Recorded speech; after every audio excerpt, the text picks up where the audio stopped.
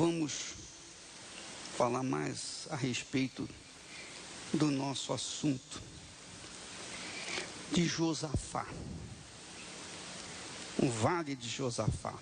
Você sabe que o vale de Josafá era o vale da decisão.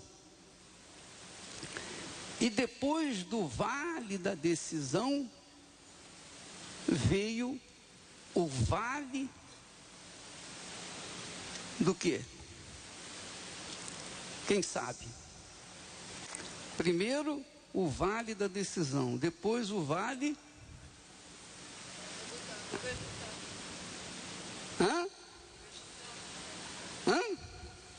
Você tem que ler a Bíblia.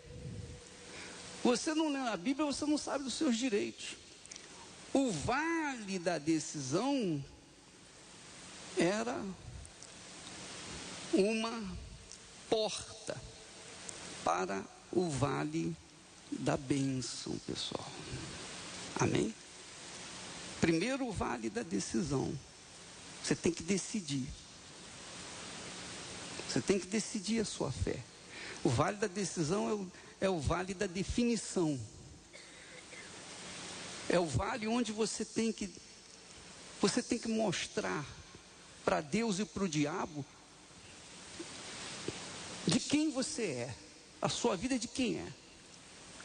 Se você não definir ou ficar entre o mundo e Deus, você está indefinido, você automaticamente pertence ao inferno, e você não tem o direito de chegar ao vale da bênção.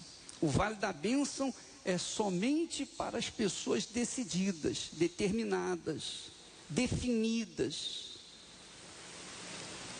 Conforme Jesus disse, seja a sua palavra sim, sim, não, não. Quando a pessoa tem uma palavra sim, ela é decidida, ela é definida. E essa é a maior força que uma pessoa pode ter, ela ser definida. Se ela não for definida nos seus negócios, no seu trabalho, na sua profissão, nos seus estudos, enfim, se ela for coluna do meio, ela está perdida. Não existe coluna do meio. Ou sim ou não. Então essa é a maior guerra que o ser humano trava dentro de si. Lembra que na semana passada eu falei que o maior problema do ser humano é a dúvida. Quem é o pai da dúvida? O diabo. Ou a fé. Quem é o pai da fé? O Espírito Santo. E você está no meio, entre a dúvida e a fé. Então você tem que decidir se vai continuar na dúvida ou se vai tomar uma decisão de fé. Deus não impõe condições. Ele impõe sim decisão.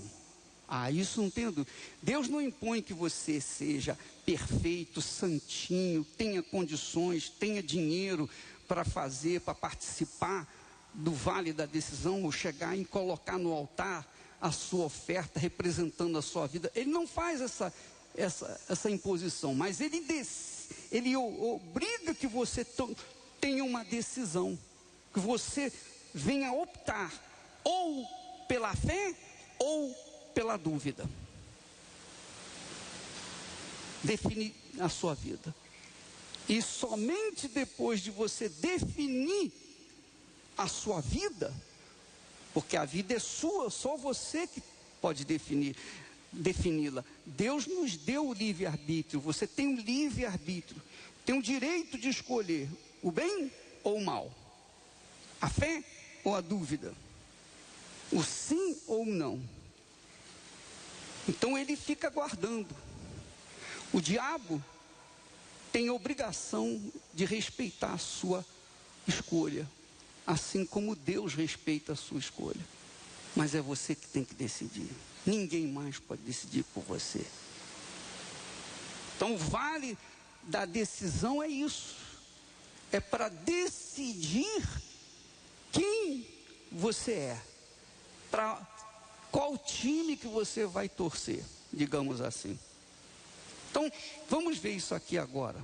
Capítulo 20. Então, diz assim: depois disso, os filhos de Amon, de Moabe, de Amon e os meunitas vieram a peleja contra quem? Contra Josafá. Então vieram alguns e avisaram a Josafá: olha, grande multidão vem contra ti, da além do mar e da Síria. Versículo 3: Josafá teve medo. Ele era um homem de fé, mas teve medo. E se pôs a buscar o Senhor. Quer dizer, todos nós somos invadidos pelo medo. Mas se nós temos segurança, se nós somos definidos na nossa fé, nós sabemos onde vamos buscar recursos, respostas. Josafá buscou ao Senhor. Ele buscou o Senhor. E não somente ele, mas ele levou o seu povo a buscar o Senhor. Com jejuns, apregou um jejum em todo Judá. E todo Judá se congregou para pedir socorro ao Senhor. Também de todas as cidades de Judá veio gente para buscar o Senhor. Agora, deixa eu falar para vocês uma coisa importante, interessante. Judá era um país e Israel era outro país. Israel tinha 10 tribos, Judá tinha 2 tribos, digamos assim, resumidamente. Judá estava sendo reinado por um homem justo, reto, um homem correto, que tinha integridade, que tinha caráter, que era temente a Deus. Já Israel tinha Abraão como seu pai na fé, mas vivia sob o reino, sob a direção de Acabe e Jezabel, esses 2 bandidos que levaram o povo de Israel à prostituição espiritual e, obviamente, moral. Então, era um povo que estava apático da fé em Deus. Nesse tempo de Josafá reinou 35 anos, se eu não me engano. Ele reinou esse tempo, ou 25 anos, mas isso também não importa. O tempo que ele reinou, ele foi justo, foi fiel a Deus, teve caráter, ele viveu de acordo com Deus, era temente a Deus. Então, esse período foi um período bom para o reinado de Judá. O rei era bom, o povo também seguia o exemplo dele e também era fiel a Deus. Compreende o que eu estou falando? Se o rei era mau, como o caso do rei Acabe e Jezabel, então o povo também se corrompia. Tudo dependia do rei. Se o rei era de Deus, temente a Deus, o povo tinha sucesso, era vitorioso. Mas se não, o povo era fracassado. Então, Josafá buscou o Senhor. Depois você vai ver aí como que ele buscou, pediu a Deus ajuda, e veio a resposta de Deus. No versículo 14, nós chegamos a ver isso. O Espírito do Senhor veio sobre Jaaziel e disse: dai ouvidos todo o Judá. Aqui não fala de Israel. Todo o Judá. E vós, moradores de Jerusalém, que é Judá. E tu, ó rei Josafá, ao que vos diz o Senhor, não temais, nem vos assusteis por causa desta grande multidão. Não importa a força dos nossos inimigos.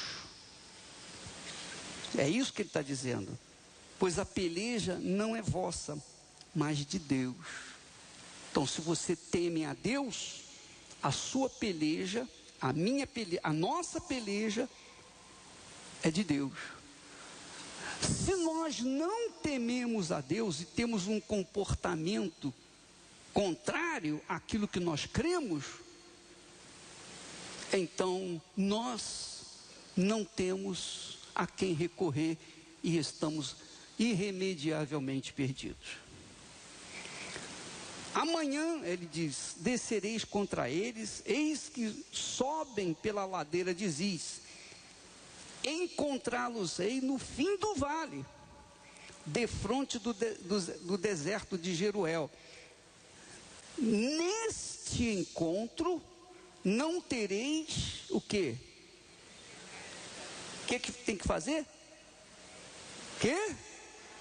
Tomai posição, ficai parados e vede o salvamento que o Senhor vos dará, ó Judá e Jerusalém. Não temais, nem vos assusteis. Amanhã saí-lhes ao encontro, porque o Senhor é convosco. Amém? Isso, minha amiga, meu amigo, é fé. A nossa doutrina é a fé viva no Deus vivo. Porque como que você vai tomar posição, ficar parado diante do seu inimigo que vem feroz contra você? Quando ouve essa voz de Deus, ficai parado, tomai posição e ficai parado. Foi a ordem de Deus. Quer dizer, mostre a sua fé. Mostre a sua confiança em mim. Fique firme. Quer dizer, isso se chama dependência de Deus. Dependência de Deus. Porque chega um momento que você não tem como agir ou reagir. Há situações que você tem que, só Deus e mais ninguém. A pessoa usar essa fé que ela diz que tem e ficar na dependência do Altíssimo. Essa é a razão porque nós vamos a Israel, nós vamos lá tomar posição, nós vamos lá falar com Deus. Ó Deus, está aqui os nossos inimigos, aqueles que são contra o teu povo, contra nós, que tem bloqueado as tuas bênçãos em nossas vidas. Nós vamos tomar posição. Deus falou para Josafá: tomai posição, ficai parados e vede o salvamento que o Senhor vos dará. Isso é fé inteligente. Não é fé intelectual, é fé inteligente. É a fé que faz a pessoa tomar posição diante daquilo que ela diz que tem, que se chama crença em Deus. Amém, pessoal? Entendeu o que eu estou falando? Que a sua luta, minha amiga, meu amigo, a luta de cada um de nós é individual. É individual. Deixa eu explicar para você. Você tem um problema, um determinado problema, uma situação. Você pode tomar posse de uma vitória com respeito à saúde, com respeito a uma vitória na vida familiar, sentimental, etc. Mas é uma batalha que você vence. É uma vitória. Você resolve aquele problema, você tem vitória diante daquele problema, aquela situação, mas fique certo que amanhã vai ter outro problema. E depois da manhã, outro problema. E eu pergunto, até quando você vai ficar esperando cair do céu um milagre no seu colo? Até quando você vai ficar contando com o pastor ou a oração do bispo? Até quando você vai ficar sentado esperando que a chuva de bênção caia na sua vida? Não é assim que funciona. Se você quer tomar posse do reino dos céus, se você quer vencer todos os dias, você tem que viver pela fé. Viver pela fé é viver na dependência de Deus. Você depender dele. Não depender do pai, da mãe, do irmão, do filho, do sobrinho, do governo, de quem quer que seja. Você tem que depender de Deus e também de si próprio. Quer dizer, da sua atitude. Você depende de Deus. Ó Deus, o que eu faço? Nesse caso, nessa situação aqui, Deus falou para Josafá: olha, Josafá, tomai posição e ficai parados. Quer dizer, ele ia tomar posição diante dos seus inimigos. Os inimigos estavam armados até os dentes ferozes, prontos para destruí-los. Mas você tem que tomar posição. Ao invés de ficar apavorado, ao invés de ficar com medo, ao invés de ficar chorando, ou lamentando a sua situação, fique firme. E aguarde, espere. Porque essa luta é minha. Amém. Isso se chama fé. É essa a fé que agrada a Deus. Essa é a fé que agrada a Deus. Faça o que eu estou te mandando e deixe o resto comigo. Faça até onde você pode. Coloque a mão até onde você pode. Faça o melhor que você puder e deixe o resto comigo. E aí o que aconteceu? Não temais, nem vos assusteis. Amanhã saíres ao encontro, porque o Senhor é convosco. Versículo 18. Então Josafá se prostrou com o rosto em terra. Humildade. Sem humildade é impossível você andar com Deus. Você tem que ser humilde. Você tem que colocar o rosto no chão. Você tem que andar inclinado, porque Ele é o Senhor.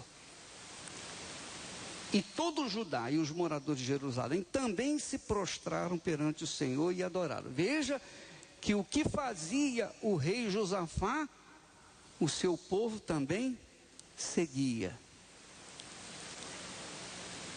Então, o que aconteceu? Dispuseram-se os levitas, dos filhos dos coatitas, dos coreitas, para louvarem o Senhor Deus de Israel, em voz alta, sobremaneira. Pela manhã cedo, se levantaram e saíram ao deserto de Tecoa.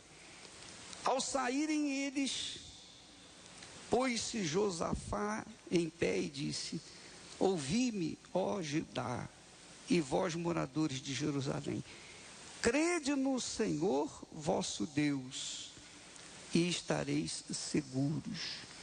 Crede nos seus profetas, e prosperareis. Agora presta atenção. A inteligência manda a gente ser prudente. Crede nos seus profetas.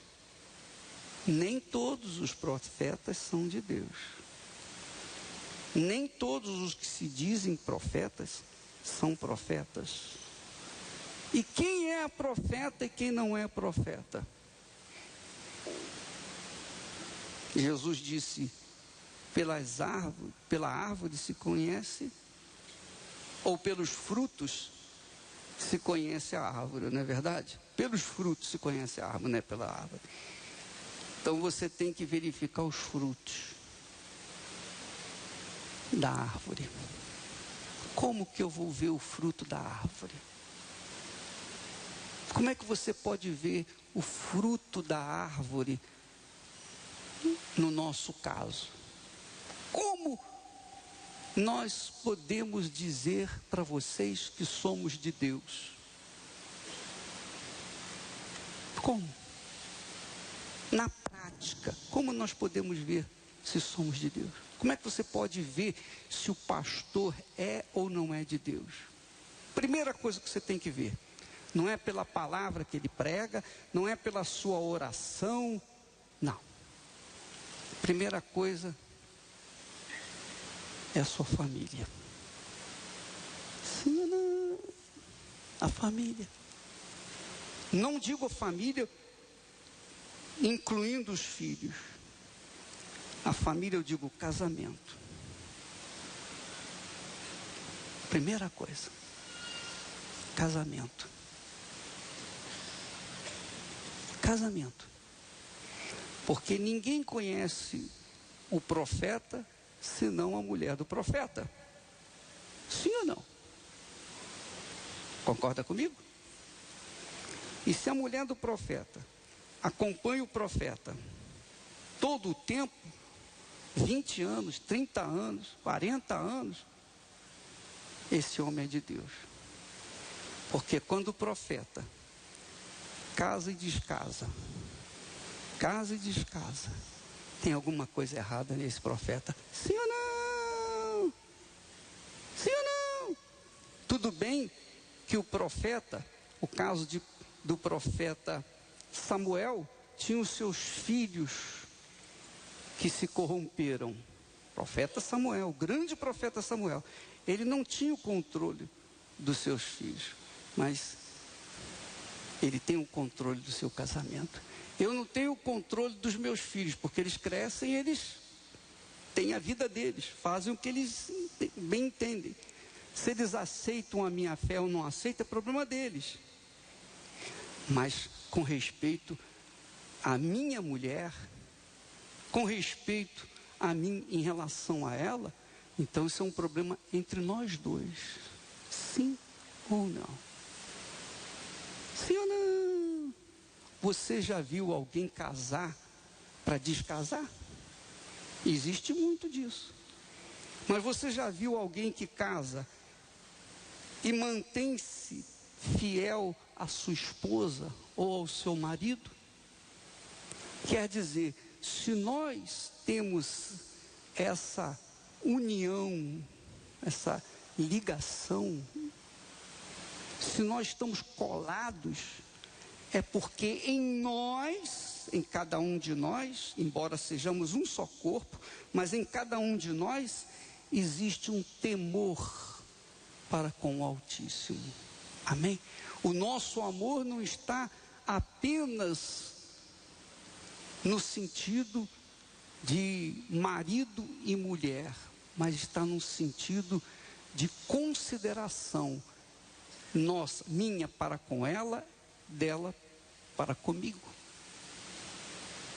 Se há respeito entre nós, se há verdadeiro amor, porque amor não é sentimento simplesmente.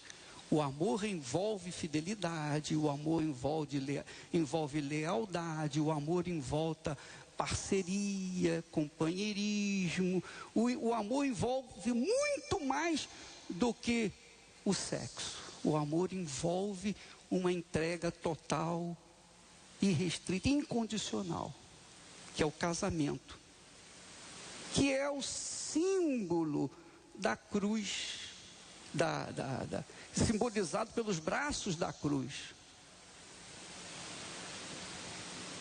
Os braços da cruz.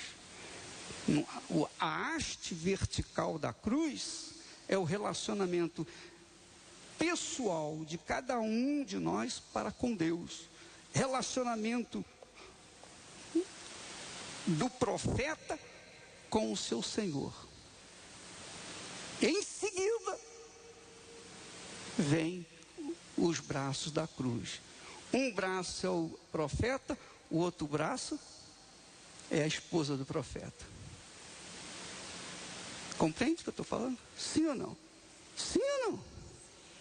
Então, se há a cruz, o marido, a esposa, isso aqui, relacionamento com o Senhor, então esse é profeta de Deus. Esse é homem de Deus. Então não é simplesmente o que ele prega, porque falar é fácil, custa nada. Mas se você olhar a vida do profeta, não apenas o que ele prega, não apenas o que ele ora, não a sua inteligência, não a sua capacidade, mas a sua vida familiar. Na Igreja Universal do Reino de Deus, nós temos essa doutrina. Se o pastor não é bem casado, ele não pode ser pastor. Ele não pode ser pastor. Ele tem que viver aquilo que ele prega. Essa é a nossa fé. Pode estar coberto de condições, de talentos, de dons, mas se ele não vive o que ele prega, então ele não serve para pregar na Igreja Universal do Reino de Deus. Então essa é a característica do profeta. Eu estou falando isso para você ter os seus olhos atentos. Amém? Sim ou não? Os seus olhos atentos. Por que Deus nos colocou nessa posição? Porque Deus começou lá atrás, há 42 anos atrás, no nosso casamento. Então, viu que a fidelidade, a lealdade, a nossa palavra empenhada no altar, prevalece até hoje. Crede nos seus profetas e prosperareis. Aconselhou-se com o povo e ordenou cantores para o Senhor, que vestidos de ornamentos sagrados e marchando à frente do exército, louvassem a Deus, dizendo: rendei graças ao Senhor, porque a sua misericórdia dura para sempre. Tendo eles começado a cantar e a dar louvores, pôs o Senhor emboscadas sobre os filhos de Amon e de Moabe, e os do monte Seir, que vieram contra Judá, e foram desbaratados, porque os filhos de Amon e de Moabe se levantaram contra os moradores do monte Seir, para os destruir e exterminar. E tendo eles dado cabo dos moradores de Seir, ajudaram uns aos outros. O quê? Engraçado isso. Isso é muito forte. Os inimigos podem ser poderosíssimos, e Deus faz com que diante do seu povo eles venham se destruir, eles venham lutar contra si mesmo. Lembra de Gideão e os seus 300? Os amalequitas, os povos do Oriente se uniram contra o povo de Israel, e Deus fez com que eles se matassem, se destruíssem. Isso aconteceu também aqui no vale da decisão, no vale de Josafá. Muito forte isso. Você pode ter certeza. Aqueles que nos odeiam, que nos querem mal, eles vão se destruir. Então você toma aí exemplo de como Deus age quando uma pessoa se predispõe a obedecê-lo, a viver numa comunhão com Ele. Aparentemente, os inimigos estão vencendo, estão tomando posse. Mas lá na frente, você vai ver o que vai acontecer. Você crê nisso? Eu creio. Se você não crê, não tem problema, mas eu creio. Mas cada um, é a fé de cada um. Mas eu creio. E diz o texto aqui, que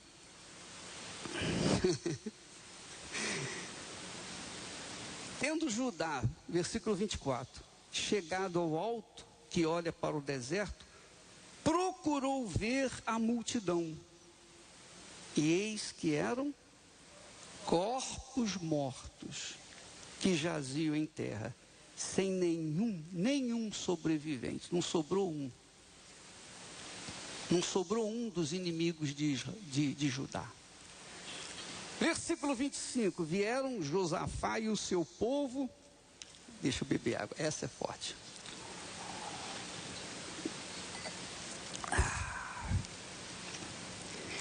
Vieram Josafá e o seu povo para saquear os despojos e acharam entre os cadáveres riquezas em abundância e objetos preciosos. Tomaram para si mais do que podiam levar. E 3 dias saquearam o despojo, porque era muito. Olha, é engraçado, a Bíblia tem... os textos bíblicos são muito interessantes, né? Às vezes dá vontade de rir, você lê assim, pô, é muito forte.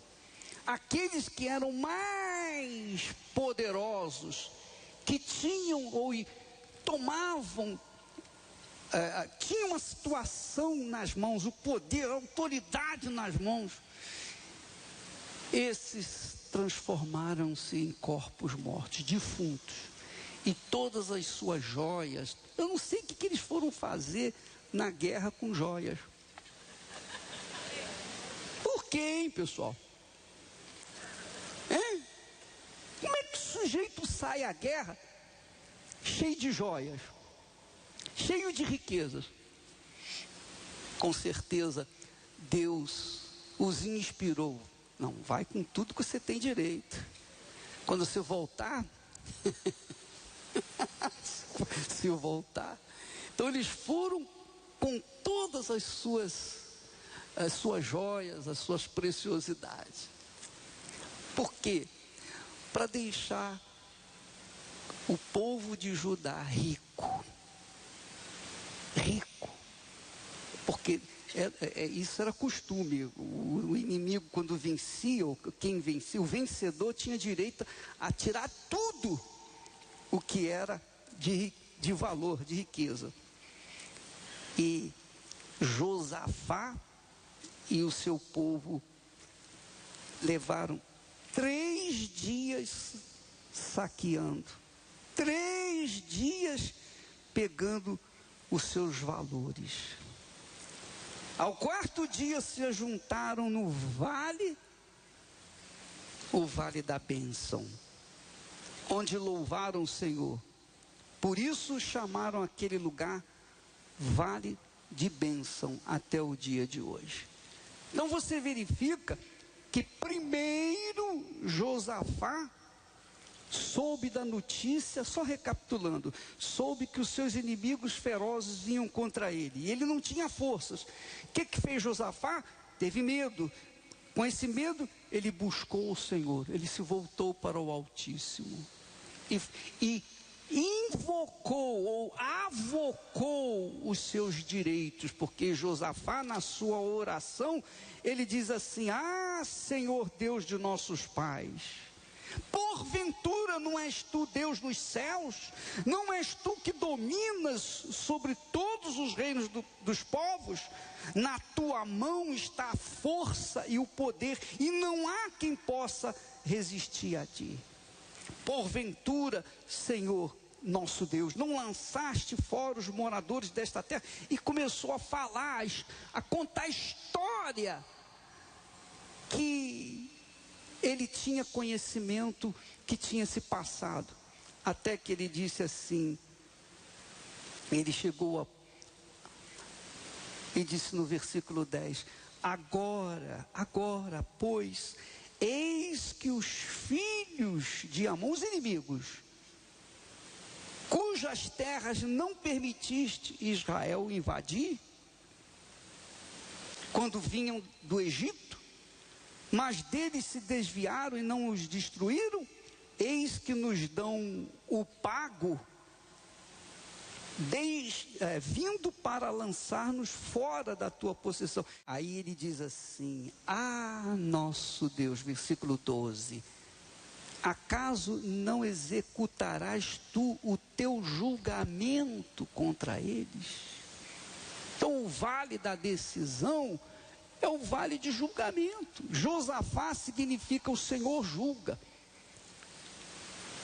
Então quando nós descermos naquele vale, nós vamos falar, ó Deus, não executarás tu julgamento contra aqueles que se voltam contra nós, aqueles que têm amarrado as nossas mãos, que têm tentado prender os nossos pés, que têm impedido de dar um passo à frente.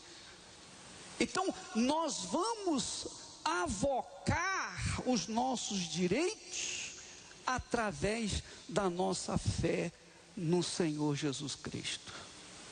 Essa é a proposta. E eu espero que o Espírito Santo venha esclarecer isso para você, melhor do que nós podemos explicar.